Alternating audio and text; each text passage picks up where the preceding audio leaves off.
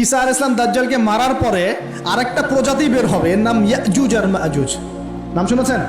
এই যে এই সূরার মধ্যেই আছে, এই সূরা কাহাফের কথা বললাম না, সূরা কাহাফের পিছনের দিকে আছে ইন্না ইয়াজুজ ওয়া মাজুজ মুফসিদুনা ফিল আরদ।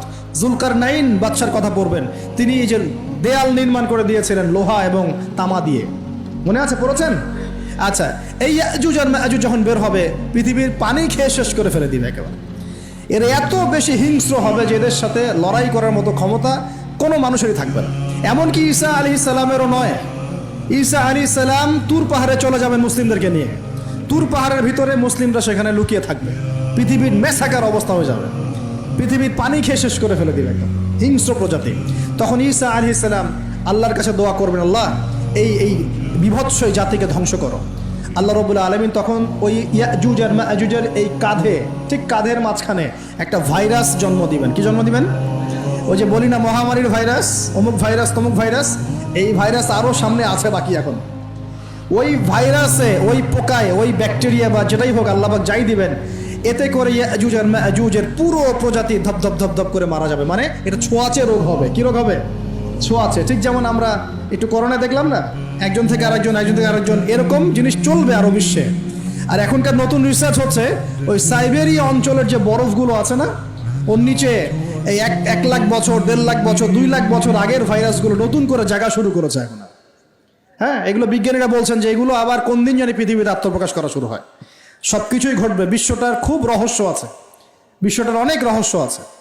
আল্লাহ পাক এগুলো খেলার ছলে সৃষ্টি করেন নাই, পরীক্ষা। লিয়াবলুয়াকুম আইয়ুকুম আহসানু আমালা, আল্লাহ পাক বলেছেন। এরপরে ইয়াজুজ আর মাজুজের সব প্রজাতি মারা যাবে। নবীজি বলছেন জমিনে কোনো জায়গায় ফাঁকা থাকবে না, সমস্ত জায়গাতেই ওদের দেহ পড়ে থাকবে। আল্লাহু আকবার। এরপরে ঈসা আলাইহিস সালাম আল্লাহকে বলবেন, আল্লাহ জমিনটাকে পবিত্র করে দাও। আল্লাহ পাক কি করবেন জানেন? বড় বড় নখরওয়ালা, বড় বড় নখ আছে, নখ দেখেছেন? বড় বড় নখ, বড় বড় নখওয়ালা একটা স্পেশাল প্রজাতির পাখি আল্লাহ পাঠাবেন। কি পাঠাবেন? পাখি। এটা কোন পাখি, কি নাম আমরা জানি না।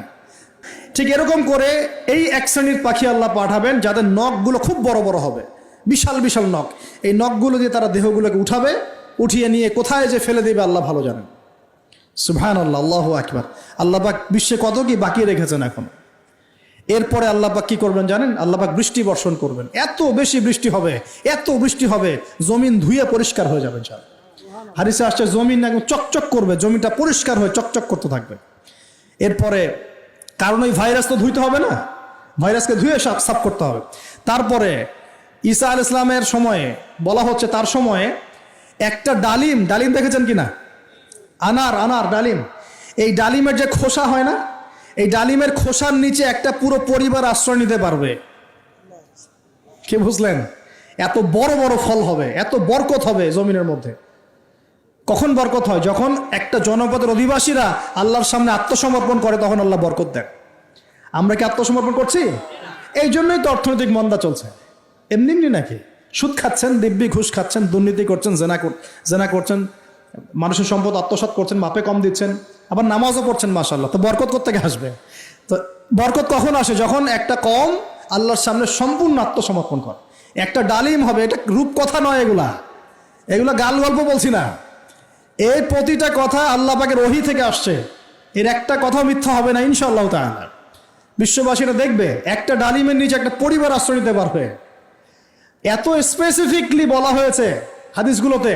নবী সাল্লাল্লাহু আলাইহি ওয়াসাল্লাম বলেছেন যে 10 জন ঘোড়সওয়ার, কয়জন ঘোড়সওয়ার? 10 জন ঘোড়সওয়ার বের হবে ইমাম মাহদির সময়, যারা খোঁজ নিতে যাবে যে দেখি দাজ্জাল বের হয়েছে কিনা। ঘোড়ায় করে খোঁজ নিতে যাবে, দেখি দাজ্জাল বের হয়েছে কিনা। ওই 10, নবীজি বলছেন আমি ওই 10 জনের নামও জানি, ওদের বাবার নামও জানি। সুবহানাল্লাহ, এত স্পেসিফিক জ্ঞান দেওয়া হয়েছে আল্লাহর পক্ষ থেকে নবী সাল্লাল্লাহু আলাইহি ওয়াসাল্লামকে। তার হাদিস থেকে বলছি যে ডালিমের নিচে পরিবার আশ্রয় নিতে পারবে। তো অনেকে হয়তো হাসবে, কি বলে একটু উল্টা পাল্টা কথা, তাই না? নাস্তিকরা মনে করতে পারে যে হাসবে, আরে হাহারি এক দিয়ে রেখে দেবে। এখন মানুষ ফেসবুকের মতো চিন্তা করে, ফেসবুকের মতো হাসে, ফেসবুকের মতো কাঁদে।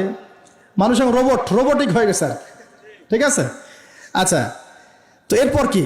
এরপরে বরকতের এই সময়টা শেষ হয়ে যাবে কখন? যখন মানুষ আবার সেই জেনা, পাপ, শিরিক, কুফর এগুলোতে লিপ্ত হবে। আল্লাহ রাসূল বলছেন এমন একটা মানুষও বাকি থাকবে না, একটা মানুষও না যে খালি লা ইলাহা ইল্লাল্লাহ কালিমাটা পড়তে জানে, এমন একটা মানুষও বাকি থাকবে না। বলেন নাউজুবিল্লাহ। ওরা হবে এই পৃথিবীর সবচেয়ে নিকৃষ্ট মানুষ, ওদের চেয়ে নিকৃষ্ট কোনো মানুষ এই পৃথিবীতে হবে না। এখনো কি এরকম সময় আসছে? আসে নাই। এখন কি লা ইলাহা ইল্লাল্লাহ আছে না? আছে, হ্যাঁ, হয়তো তার পূর্ণাঙ্গ প্রয়োগটা নাই, কিন্তু কালিমা তো আছে কি না? তখন নবীজি বলছেন এমন একটা যুগ আসবে যে লা ইলাহা ইল্লাল্লাহ বলার মতো একটা মানুষ খুঁজে পাওয়া যাবে না, আর মানুষ রাস্তাঘাটে কুকুরের মতো জেনা করবে। রাস্তাঘাটে কুকুর যেমন সঙ্গম করে না রাস্তাঘাটে, ওই রকম করে মানুষ রাস্তাঘাটে জেনা করবে। ওই সময়ে আল্লাহ রাব্বুল আলামিন পশ্চিম দিক থেকে সূর্য উঠাবেন। কোন দিক থেকে? সূর্য সত্যি সত্যি পশ্চিম দিকে উঠবে। পৃথিবী একদিকে ঘুরছে না এখন, কে জানে আল্লাহ পাক পৃথিবীর ঘূর্ণন থামিয়ে উল্টা দিকে ঘোরাতে পারেন না? অবশ্যই পারেন।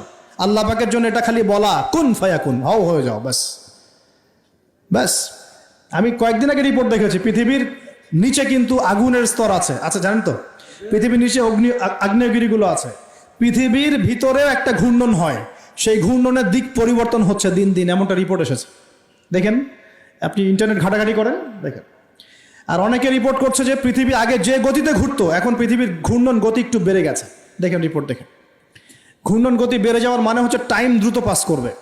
আর শেষ জামানার হাদিস এটাও আছে যে সময় দ্রুত পাস করবে, আছে না? এটা হাদিসে আসছে। তো প্রিয় ভাইরা, এই সময়ে মানুষ খারাপ হওয়া শুরু করার পরে এমন খারাপ হবে, আল্লাহর নাম নেওয়ার মতো কোনো মানুষ থাকবে না, আল্লাহ আল্লাহ বলার মতো কোনো মানুষ থাকবে না। তখন পশ্চিম দিক থেকে সূর্য উঠবে। কিভাবে কিয়ামত হবে? নবীজি বলছেন একজন ব্যক্তি পানি খাওয়ার জন্যে পাত্রটাকে মুখের সামনে নিবে, পানি গিলতে পারবে না, কিয়ামত হয়ে যাবে। নাউযুবিল্লাহ। ইযা ওয়াকাআতিল ওয়াকিআ লাইসা লিওয়াকাআতিহা কাযিবা আল খারিআতু মাল খারিআ ওয়া মা আদরাকা মাল খারিআ, আছে না? আম্মা ইয়াতাসাআলুন আনিন নাবাইল আযীম। কত সূরা আছে কিয়ামত সংক্রান্ত, পড়ে দেখেন। ইযা যুলজিলাতিল আরদু জিলজালাহা ওয়া আখরাজাতিল আরদু আসকালাহা ইযা শামসু কুওয়িরাত ওয়া ইযা নুজুমু কাদারাত। এই সূরাগুলো পড়ে দেখেন। আম্মা পারার শেষ পারাটা, যেটা 30তম পারা, এর সূরাগুলো পড়ে দেখেন। কিয়ামত চোখে দেখতে পারবেন ইনশাআল্লাহ। সিংহায় ফুঁক দেওয়া হবে। আল্লাহ পাকের ফেরেশতার এত ক্ষমতা আল্লাহ দিয়েছেন, একটা ফুয়ে পুরো মহাবিশ্ব ধ্বংস হয়ে যাবে ইনশাআল্লাহ। চারটাখানি কথা নাকি? দ্বিতীয় ফুৎকারে আবার সবাইকে জীবিত করা হবে। এবং এই যে দুনিয়ার জীবনটা আমরা কাটাচ্ছি, এই 30, 40, 50, 60, 100 বছরের জীবন, এই জীবনের এক একটা হিসেব আল্লাহর সামনে দাঁড়িয়ে সেদিন দেওয়া লাগবে। অতএব এই দুনিয়ার জীবনটাতে প্রস্তুতি গ্রহণ করি, 5 ওয়াক্ত নামাজ পড়ি, যাকাত দেই, কালিমা বোঝার চেষ্টা করি, আল্লাহ তাওহীদ শিখি, জানি, বুঝি, নবীর সুন্নত অনুযায়ী আমল করি, হালাল খাই, পরিবার গড়ি, মানুষকে সৎ কাজের দাওয়াত দেই, অসৎ কাজে নিষেধ করি, ইসলামকে আল্লাহর জমিনে প্রতিষ্ঠা করার চেষ্টা করি। আল্লাহ পাক যা দিয়েছেন, জানমাল, সময়, শ্রম, আল্লাহ পাক যা দিয়েছেন, ক্ষমতা, প্রতিপত্তি, সম্পদ, এগুলোকে আল্লাহর দ্বীনের জন্য ব্যয় করি। ইনশাআল্লাহ দুনিয়া সফল হব, পরকালে সফল হবে ইনশাআল্লাহু আযজা ওয়া জাল।